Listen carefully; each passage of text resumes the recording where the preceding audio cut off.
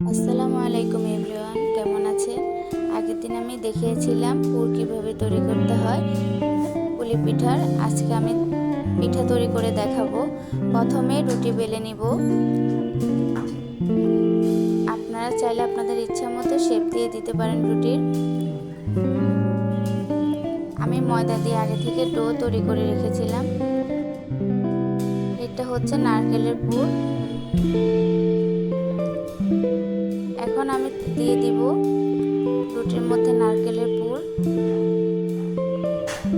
সুন্দরভাবে শেপ দিয়ে নেব পিঠার। যে যার ইচ্ছে মতো শেপ দিয়ে দিতে পারেন। আমরা সাধারণত এইভাবে ডিজাইন করে থাকি পুলি পিঠার জন্য।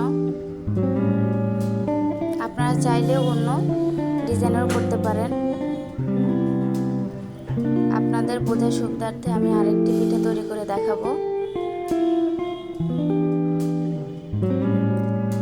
আবারও দিয়ে দিলাম পুর।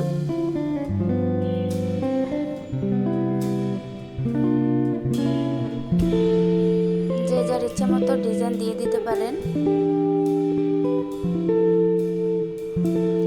এখন সুন্দর করে কেটে নিব।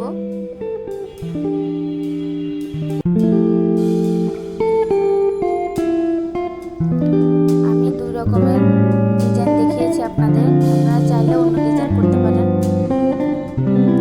এটা হচ্ছে আমার পিঠার বানানোর ফাইনাল লুক।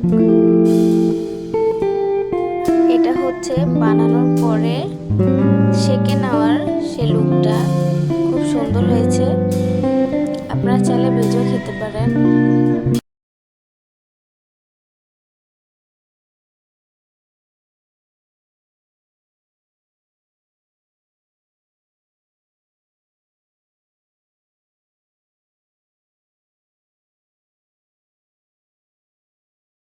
পুলি পিঠাগুলো ভালো লেগে থাকলে লাইক, কমেন্ট, শেয়ার দিয়ে পাশে থাকবেন। ধন্যবাদ।